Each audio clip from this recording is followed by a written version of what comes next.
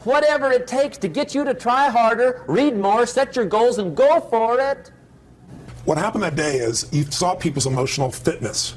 People that are angry got angry. They always get angry. People that were fearful got even more fearful. It was the end times.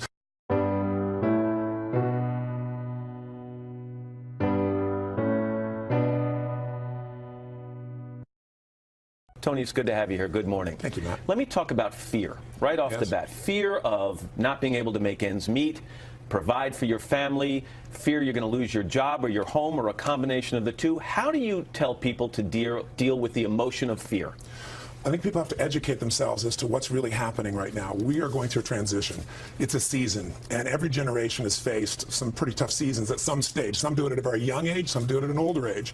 And we talk about the Great Generation. If you were born in 1910, by the time you're 20 years old, you were in a Great Depression. When you were 30, you were in World War II. So our generation has had it fairly easy. We've all experienced pain. I'm sure you've experienced it in your family. I have in mine. But we haven't experienced it at a cultural level to the extreme that we're starting to experience So you're saying we haven't been adversity tested. We lived through a period where mortgages seemed too good to be true, so we bought bigger houses. That's right. Where gas seemed relatively cheap, so we bought more and bigger cars. Where the stock market was booming, so we invested. Now we're finally seeing adversity? We're seeing it at a much deeper level, and we're going to see more of it. I mean, we have $9.5 trillion worth of debt against the GDP that's, $13.5 trillion. So there are real challenges. They're not going to go away tomorrow. But here's what we have to be able to do. With every season, there are challenges, just like nature seasons, and there are opportunities. And right now, while you're saying, huge deflation that we're seeing right now in prices of real estate, we're seeing people losing their homes at 250,000 people a month. We're putting ourselves in a position, we see this tremendous volatility in the stock market. But at the same time right now, commodities, oil, gold, foodstuffs are exploding. They're in a bull market. Right now, if you try to use the U.S. dollar over in Europe, you get to see that, it's dropped by 40%. But if you took that same money and you're investing in Vietnam, even if you're just a little investor just getting going, your money goes a long way and you're in an economy that is growing at a different rate. I like your concept of looking for the bright side, the opportunity, as you put it. But if the guy's calling you at night as you're sitting down to have dinner and he's trying to collect on the bills and you're worried about losing your benefits at work, it's tough to look outside your immediate misery and see opportunity. So how do you coach people to do that? How do they get over that hump? You have to train yourself emotionally and mentally. It's like anything else. People have a habit. When 911 happened, I was together with about 2,500 people from 45 countries. It hit. We got the phone call at 3 in the morning. We're actually in Hawaii. And I had about 110 different people from the financial district here. Many people live there. So 65 people plus had lost their entire business, all their friends, all their family. What happened that day is you saw people's emotional fitness. People that are angry got angry. They always get angry. People that were fearful got even more fearful. It was the end times. There were individuals there that were caretakers, and they were out there finding it. So it's a habit to find your emotions. So what I'd say to people is you have to discover what your emotional pattern is, and then you condition the emotion you do need. In those situations, what you need more than anything else is creativity, determination. You have to have some emotions that'll get you over it, because the force that shapes the marketplace up and down is the force that shapes your life. It's emotion. Two quick things. Phil Gramm, former senator, got in some trouble last week when he said we become a nation of whiners when dealing with this economy. Is there some truth to it, in your opinion? Well, I think we're emotionally unfit as much as we could be. I mean, there's no question that many people, I've had a doctor come to me and say, you have a tumor in your brain. I want to operate. So is Lance Armstrong. The question is, when those things happen, what do you focus on? What does it mean? What do you do? Do you focus on, why this happened to me? Or what does it mean? Is it over? Or are you just beginning? Is this a gift? In Lance's case, he found a way to take enough action. After you deal with cancer, you look over at somebody on a bicycle, and it's pretty easy. You win 7 of these in a row. So if we're supposed to get in this emotional good shape earlier on in our lives, is there an opportunity here, Tony, for parents? Families are going through a hard time. Parents of kids, and I'm talking about 10, 12, 14-year-old, not 3, 4-year-olds, to be honest and open with their kids and talk to them openly about what the family's facing and what people in this country are facing, so that they don't go on thinking money grows on trees? Well, I think here's what's really great. We're going to become emotionally fit because we have to. Necessity is there. But the thing that gives people hope is not positive thinking, it's role models. Sir John Templeton is one of my heroes. I interviewed him not long ago, and he just passed away, as you probably know, about a week ago. And here's a man who started with nothing in 1939. Hitler is invading, and he went out at that time and said, maximum pessimism is when you can do the best. This is when you can grow. He went out and he took stocks here in the U.S. that were on the floor and got them for $1 each, borrowed $10,000, and built the basis of a multi-billion-dollar empire. Today, even though he's passed, he has this foundation that's about $1.5 billion endowment. It gives away $70 million a year, and it's all because this man, when Japan after the war went to the floor, that's where he went. When Brazil and when South America's inflation was going crazy, that's where he went. When no one went to China, that's where he went. If you go to where maximum pessimism is, you can shift it. But with your kids, they're going to have to change. They don't have a choice. And that's what's going to make us stronger. Necessity is going to make it happen. We can step up, though, by modeling. And one last thing. Quickly, finding a way to get outside yourself. When things are the worst for you, there's always somebody doing worse. 2/3 or almost a little more than half this planet lives on $2 a day. We're stronger than we think we are, and we can train ourselves to be able to take advantage of the tough times. Whatever the experience it is, it's so valuable. And here's my best advice. Welcome all experiences. You never know which one is going to turn everything on. Don't put up the walls. The same wall that keeps out disappointment keeps out happiness. Take down the walls. Go for the experience. Let it teach you. Here's the next attitude disease. Overcaution. Some people never will have much. They're too cautious. Now, you can also be too reckless, but you can also be too cautious. This is called the timid approach to life. And my caution was always the risk. Risk used to drive me right up the wall. I used to say, what if this happens? It's called the language of the poor. What if this happens? And on top of that, if this was to happen, look at the fix I'd be in. I better not try. I could always ace myself out. Then I'll tell you what changed my whole life when I finally discovered it's all risky. The minute you were born, it got risky. If you think trying is risky, wait till they hand you the bill for not trying. If you think investing is risky, wait till you get the tab for not investing. See, it's all risky. Getting married is risky. Having children is risky. Going into business is risky. Investing your money is risky. It's all risky. I'll tell you how risky life is. You're not going to get out alive. That's risky.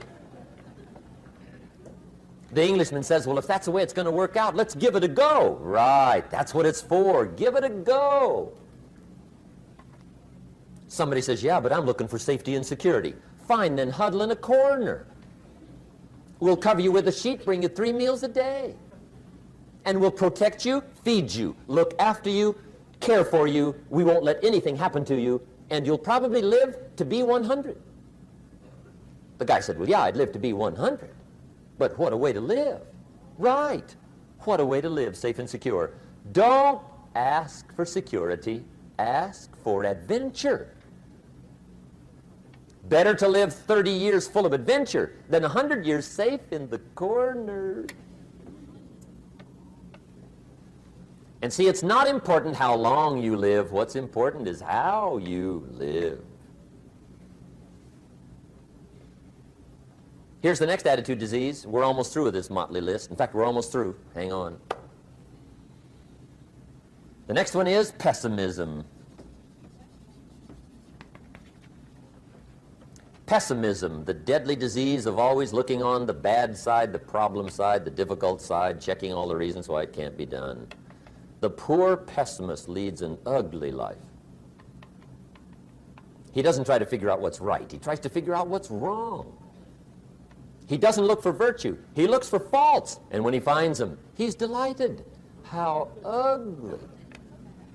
This is the poor guy who looks through the window, doesn't see the sunset. He sees the specks on the window.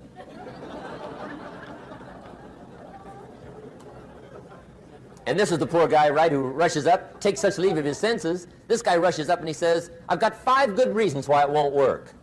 He's so dumb he doesn't know all he needs 1. He's got 5.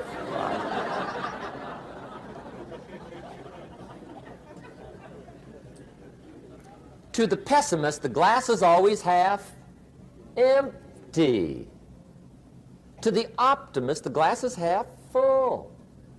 Why would the same measure affect people two different ways? Answer, it all depends on how you look at it. Our lives are mostly affected by the way we think things are, not the way they are. The way we think they are affects us most.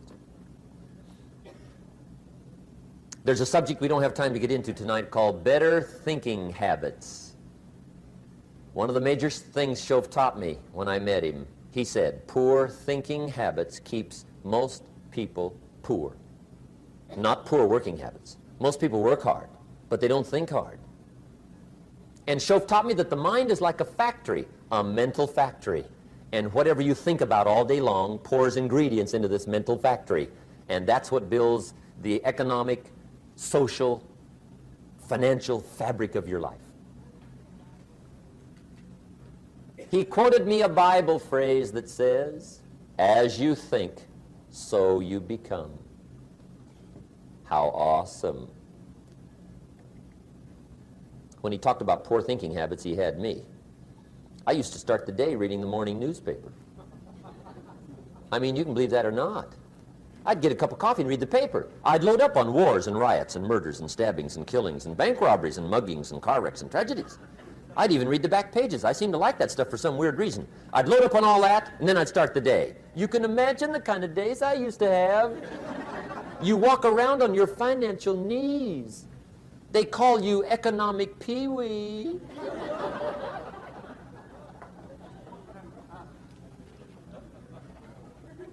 The guy says, I want to be a great leader. Wonderful. The first thing we do is follow him to his house. When we get there, we walk in and check his library, number one. Somebody says, well, why check his library? The reason is because what a man reads pours massive ingredients into his mental factory, and the fabric of his life is built from those ingredients. You would not believe what some people have got in their house to read. You would not believe. One of the best dressed up words I know for a lot of it is trash. Can you imagine dumping a barrel of trash into this mental factory every day and coming out with a rich, dynamic, positive life? It can't be done. You might as well try making a cake with cement. The kids back in Danbury, Connecticut, high school, they're asking me questions one day. I'm talking to the kids. Kids got good questions these days. One of them said to me, Mr. Rohn, how do you build the good life? I said, it's simple. It's not easy, but it's simple. Here's how you build anything. Select the right ingredients, keep out the wrong ingredients, and it starts with thought. Everything starts with thought. So you must be wise and careful what you think about, because that starts everything. You got to be wise and careful. I asked the kids, what would happen if somebody dropped sugar in my coffee? They said, well, you'd be okay. I said, what if somebody dropped strychnine in my coffee? They said, well, you'd be dead. I said, correct. Lesson one. Life is both sugar and strychnine. You gotta be careful. I said, what if my worst enemy drops in the sugar? They said, will you be okay? I said, what if my best friend, even by accident, drops in the strychnine? They said, well, you'd be dead. I said, correct. Lesson two, watch your coffee.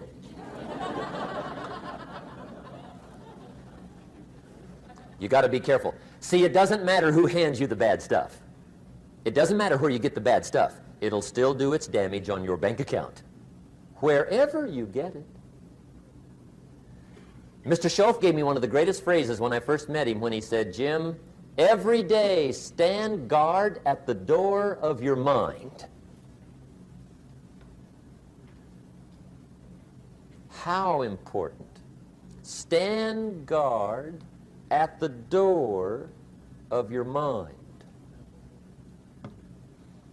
And you decide what goes into your mental factory. Don't let anybody just dump anything they want to in your mental factory, because you've got to live with the results. Okay, here's the last disease, and we're through with this list. In fact, we're almost through. Hang on. The last subject is very brief. The last disease, but this one is deadly. Engage in this one, indulge in it even slightly, and you might as well forget the future, because it's going to forget you. Complaining, crying, whining, griping, a Bible word called murmuring. See, that'll ace your future. Spend 5 minutes complaining, and you have wasted 5. And you may have begun what's known as economic cancer of the bone.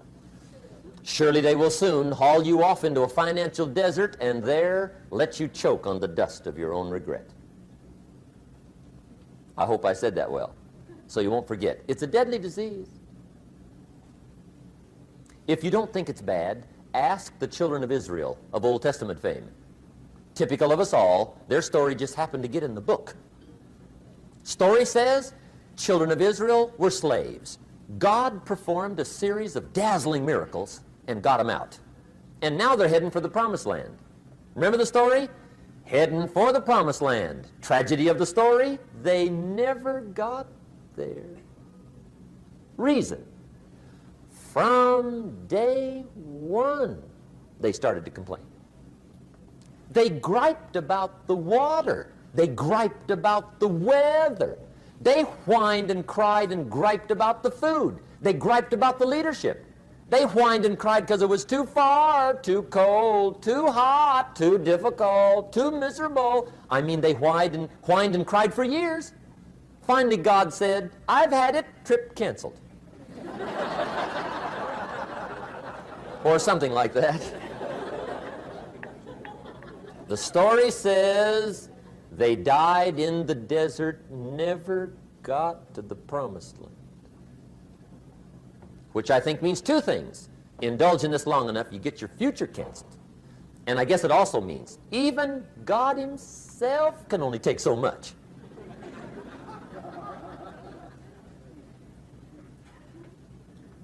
Okay. Just be on the lookout of the things that can destroy all the good you start. The war is on. And this evening, tomorrow, mentally, personally, socially, economically, you got to make sure you're winning the war. And this is